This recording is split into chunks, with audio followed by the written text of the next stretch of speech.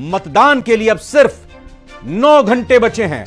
अब से 9 घंटे बाद सुबह 7 बजे से 199 सीटों के लिए वोटिंग होगी। जी हां, सुबह 7 बजे से शाम 6 बजे तक आप वोट डाल सकते हैं।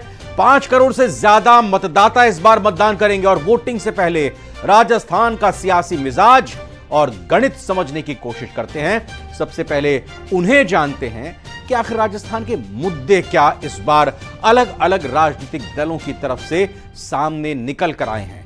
पहली बात बता दें, ईआरसीपी की तरफ से लगातार वार किया गया कांग्रेस की तरफ से, और बीजेपी ने कहा कि ये तो कांग्रेस की तरफ से नहीं हुआ। अपराध, महिला सुरक्षा भी राजस्थान के चुनावी मुद्दों में जोर शोर से उठा। बेरोजगारी का मसला, रोजगार देने के वायदे किए गए हैं चुनाव घोषणा पत्र में। पेपर लीक का मसला भी सामने आया है। तो भ्रष्टाचार को लेकर भी एक दूसरे पर हमलावर दिखाई दिया। लाल डायरी की गूंज भी इस चुनाव में सुनने को मिली है। ओपीएस को लेकर कांग्रेस की सरकार ने कहा है कि बड़ी योजना है। बीजेपी भी इस पर खुलकर बताया। बीजेपी ने कहा कि हम इसको लेकर कमेटी बना चुके हैं। पेट्रोल डीजल की कीमतों को लेकर भी वार पलटवार देखने को मिला। तो ये तमाम वो मुद्दे जो राजनीतिक दलों की तरफ से, स्टार कैंपेनर्स की तरफ से, प्रत्याशियों की तरफ से जनता के सामने लेकर जाए गए। और अब जनता को यह चुनना है कि कौन सा मुद्दा उसके करीब है, किस पार्टी ने किस मुद्दे पर किस तरीके से बात रखी है। वो उसी लिहाज से अब अपना वोट कास्ट करेगा, मतदान करेगा। और ये तमाम मुद्दे के करके आपकी स्क्रीन पर आते हुए, जिसके बारे में हम बता रहे हैं कि ओपीएस का मुद्दा प्रमुख रूप से यहां पर छाया रहा। कांग्रेस की गारंटियां यहां पर कांग्रेस की तरफ से सामने आई। बीजेपी ने पलटवार किया। पेट्रोल डीजल की जो कीमतें बढ़ रही हैं उसको लेकर भी लगातार यहां पर चर्चा की गई। अपराध एक बड़ा मुद्दा यहां पर दिखाई दिया है। इसके साथ ही साथ महिला सुरक्षा के मुद्दे पर भी लगातार सियासी दलों की तरफ से अपने अपने तरीके से बात रखी गई। आइए अब आगे बढ़ते हैं। 200 विधानसभा सीटें हैं। 199 पर वोट डाले जाएंगे क्योंकि एक प्रत्याशी की देहांत की वजह से वहां पर चुनाव स्थगित कर दिए गए हैं। 199 सीटों पर मतदान होगा। कुल मिलाकर 1874 उम्मीदवार प्रत्याशी इस बार चुनावी मैदान में हैं। यानी उनकी किस्मत का फैसला आपको करना है, वोटर्स को करना है। 1691 इनमें पुरुष मतदाता हैं और अगर महिला पुरुष उम्मीदवार है, माफ कीजिएगा, महिला उम्मीदवारों की बात करें तो 183। जी हां, 1691 पुरुष उम्मीदवार और महिला उम्मीदवारों की संख्या 183, 183 की संख्या यहां पर महिला उम्मीदवारों की अलग अलग राजनीतिक दलों के प्रत्याशियों के तौर पर है। आगे बढ़ते हैं। अगला ग्राफिक्स, कुल वोटर्स की बात की जाए 5,29,31,152 वोटर्स इस बार मत डालेंगे। यानी कल होने वाले मतदान में 5,29,31,152 वोटर हैं। और चुनाव आयोग ये कोशिश कर रहा है, सभी लोग ये अपील कर रहे हैं कि ज्यादा से ज्यादा वोट डाले जाएं, ज्यादा से ज्यादा मतदान प्रतिशत सामने आए और पिछली बार के सारे रिकॉर्ड मतदान प्रतिशत के ध्वस्त हो जाएं। पुरुष वोटर की संख्या 2,74,74,849। महिला वोटर की संख्या भी आपकी स्क्रीन पर आ चुकी है, 2,53,13,458 महिला वोटर वोट कास्ट करेंगे। युवा वोटर्स बहुत जरूरी है, 18 से 19 साल, यानी कि पहली बार वो मतदान करेंगे। 22,71,000 उनकी संख्या है, 647 भी इसमें जोड़ दीजिए। और इसके अलावा युवा वोटर्स को लेकर सभी ने अपने अपने बातों को सामने रखा। युवा वोटर्स में भी बहुत इस वक्त एक तरह से कहें कि उत्सुकता है मतदान करने को लेकर, और अलग अलग तरीके से युवा वोटर्स को रिझाने के लिए सेल्फी पॉइंट्स बनाए गए हैं। तो तमाम तैयारियां यहां पर की गई हैं। वैसे राजस्थान का चुनाव बड़ा ही दिलचस्प होता है और इस बार भी ऐसा ही हो रहा है। यहां पर कई सीटें ऐसी हैं जिन पर प्रदेश ही नहीं पूरे देश की नजर है। इन हॉट सीटों पर हार जीत से ज्यादा सम्मान की लड़ाई है। राजस्थान की सियासत के बड़े बड़े दिग्गज इस बार मुकाबले में फंसे हुए हैं। आइए इस रिपोर्ट के जरिए समझने की कोशिश करते हैं।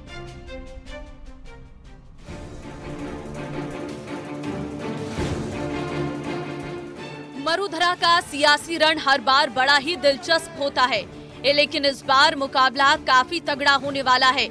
एक तरफ कांग्रेस राजस्थान में इतिहास को दोहराने से रोकने की कोशिश कर रही है, तो वहीं दूसरी तरफ पिछले 30 सालों से बनी सियासी नियम को कायम रखना चाहती है बीजेपी।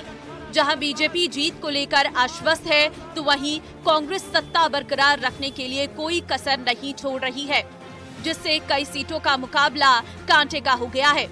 ऐसी ही सीटों का गुणा भाग हमने भी किया है और अब हम आपको बताएंगे वो कौन कौन सी सीटें हैं जहां बीजेपी और कांग्रेस में वोटों को लेकर भयंकर सियासी लड़ाई होगी, जो प्रदेश की हॉट सीट बन गई है।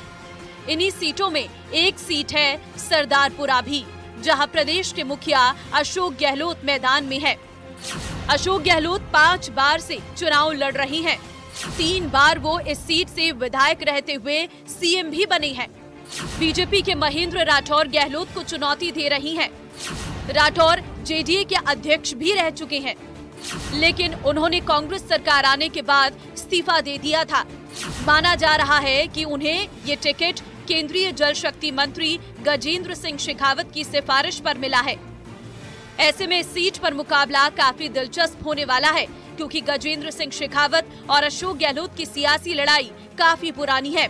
वहीं झालावाड़ जिले की झालरापाटन सीट पर बीजेपी के दिग्गज नेता वसुंधरा राजे चुनाव लड़ रही हैं।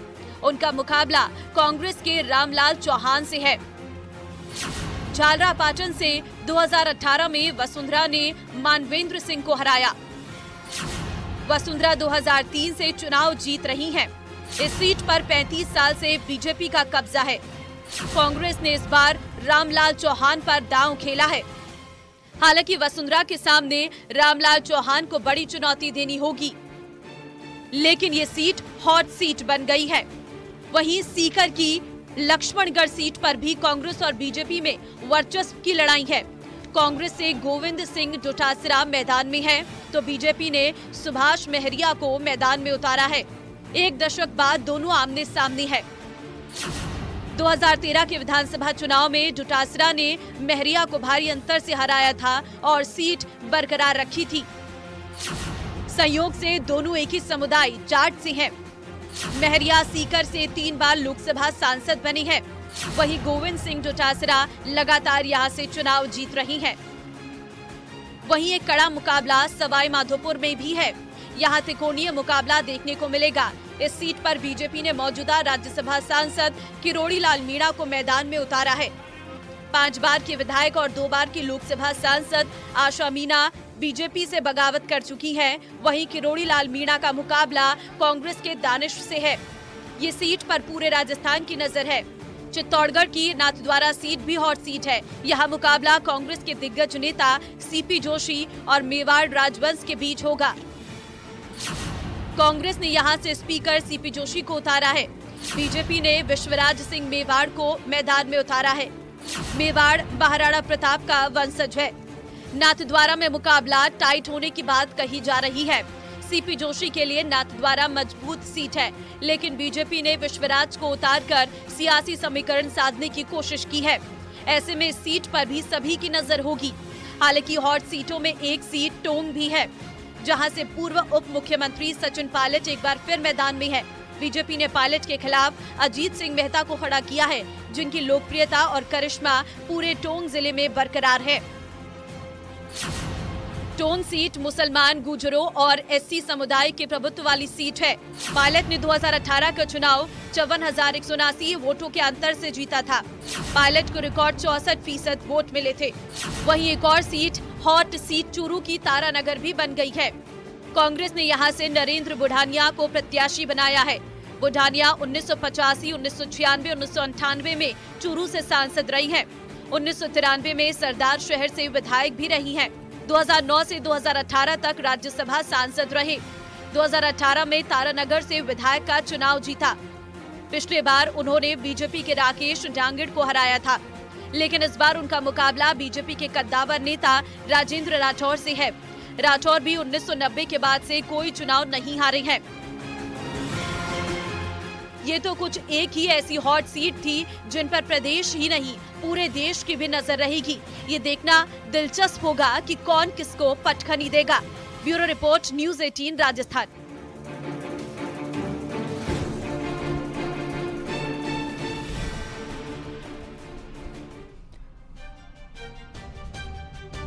और वैसे सियासी सफर में ना कोई अपना होता है ना कोई पराया। कब कौन अपने हो जाएं और कब बेगाने हो जाएं, ये हालात तय करते हैं। राजस्थान विधानसभा चुनाव में कुछ ऐसी ही बानगी देखने को मिल रही है, जहां भतीजी सियासी रण में चाचा को धूल चटा देने पर आमादा है, तो कहीं पिता और पुत्री के बीच सियासी घमासान मचा है।